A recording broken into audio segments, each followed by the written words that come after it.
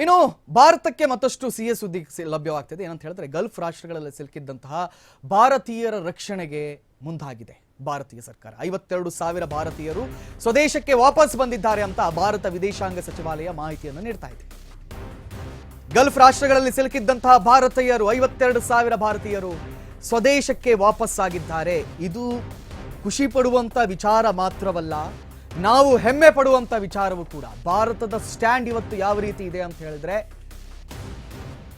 ನಾವು ಯಾವ ದೇಶವನ್ನ ಬೇಕಾದ್ರೂ ಮುಟ್ತೀವಿ, ಭಾರತವನ್ನ ಟಚ್ ಮಾಡೋದು ಬೇಡ ಅಂತ ಇರಾನ್ ಕೂಡ ಇದೆ, ಇಸ್ರೇಲ್ ಕೂಡ ಇದೆ, ಅಮೆರಿಕ ಕೂಡ ಇದೆ. ಹಾಗಾಗಿ ನೋಡಿ, ಬೇರೆ ಬೇರೆ ದೇಶೀಯರು ಕೇಳ್ಕೊಳ್ತಾ ಇದ್ದಾರೆ, ಸರ್ ನಮ್ಮನ್ನು ಕರ್ಕೊಂಡೋಗಿ ನಿಮ್ ಜೊತೆ ಅಂತ ಹೇಳಿ. ಆದ್ರೆ ಭಾರತದ ವಿಮಾನಗಳು ಮಾತ್ರ ಆರಾಮವಾಗಿ ಅಬುಧಾಬಿಯಿಂದ, ಯುಎಇಯಿಂದ, ದುಬೈಯಿಂದ ಹಾರಾಟವನ್ನು ಮಾಡ್ತಾ ಇದೆ. ಮರಳಿ ಭಾರತಕ್ಕೆ ಬರೋಬ್ಬರಿ 52,000 ಜನರು ಈಗಾಗಲೇ ಬಂದು ರೀಚ್ ಆಗಿದ್ದಾರಂತೆ ದುಬೈಯಲ್ಲಿ. ಇನ್ ಕೇಸ್ ಆಫ್ ನೀವ್ಯಾರಾದ್ರೂ ಅಲ್ಲಿ ಹೋಗುವಂತ ಆಲೋಚನೆ ಇದ್ರೆ ದಯವಿಟ್ಟು ಅದನ್ನ ಪೋಸ್ಟ್ಪೋನ್ ಮಾಡಿ. ಸೊ ಈಗಾಗಲೇ 52,000 ಜನರು ಭಾರತಕ್ಕೆ ಆಗಮಿಸಿದ್ದಾರೆ. ಭಾರತದ ವಿಮಾನಗಳಿಗೆ ಇವತ್ತು ದುಬೈ ಏರ್ಬೇಸ್ ಮೇಲೆ ಕೂಡ, ದುಬೈಯ ವಿಮಾನ ನಿಲ್ದಾಣದ ಮೇಲೆ ಕೂಡ ಇವತ್ತು ಇರಾನ್ ದಾಳಿಯನ್ನು ನಡೆಸಿದೆ. ಆದರೆ ಭಾರತದ ವಿಮಾನವನ್ನ ಮಾತ್ರ ಅದು ಟಚ್ ಮಾಡ್ತಾ ಇಲ್ಲ. ಆ ಧೈರ್ಯ ಇಸ್ರೇಲ್ಗೂ ಇಲ್ಲ, ಅಮೆರಿಕಗೂ ಇಲ್ಲ, ಇರಾನ್ಗೂ ಇಲ್ಲ. ಇಟ್ಸ್ ಬಿಕಾಸ್ ಭಾರತ ಇವತ್ತು ಕೆರಳಿದ್ರೆ ಅದು ವಿಶ್ವಯುದ್ಧ ಗ್ಯಾರಂಟಿ ಆಗುತ್ತೆ ಅನ್ನೋದು ಎಲ್ಲ ರಾಷ್ಟ್ರಗಳಿಗೂ ಗೊತ್ತಿದೆ.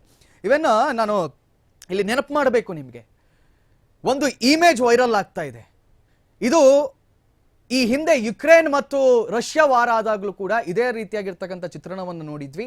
ಈಗ ಇಸ್ರೇಲ್ ಮತ್ತು ಇರಾನ್ ವಾರಲ್ಲಿ ಕೂಡ ನಾವು ನೋಡ್ತಾ ಇದ್ದೀವಿ. ಏನು ಅಂತ ಕೇಳಿದ್ರೆ, ಒಂದಿಷ್ಟು ಏರ್ ಸ್ಪೇಸ್ಗಳನ್ನ ಅವ್ರು ಬ್ಲಾಕ್ ಮಾಡಿಟ್ಟಿರ್ತಾರೆ. ಆ ಏರ್ ಸ್ಪೇಸ್ ಅನ್ನ ಬಿಟ್ಟು ಎಲ್ಲಾ ವಿಮಾನಗಳು ಅಕ್ಕಪಕ್ಕದಲ್ಲಿ ಮಾತ್ರ ಸಂಚಾರ ಮಾಡ್ತಾ ಇರುತ್ತೆ. ಆ ವಾರ್ ಝೋನ್ ಇರುವಂತ ಏರ್ ಸ್ಪೇಸ್ ಅಲ್ಲಿ ಯಾವ ವಿಮಾನಗಳು ಮಾತ್ರ ಹೋಗಲ್ಲ. ಆದ್ರೆ one and only air India ವಿಮಾನ ಸ್ವತಂತ್ರವಾಗಿ ಅಲ್ಲಿ ಹಾರಾಟವನ್ನು ಮಾಡ್ತಾ ಇದೆ.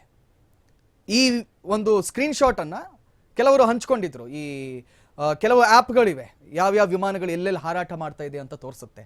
ಅಂತ ಆ್ಯಪ್ಗಳಲ್ಲಿ ನೋಡುವಾಗ ಏರ್ ಇಂಡಿಯಾ ಮಾತ್ರ ಸಂಚಾರವನ್ನು ಮಾಡ್ತಾ ಇತ್ತು. The same situation is happening now also.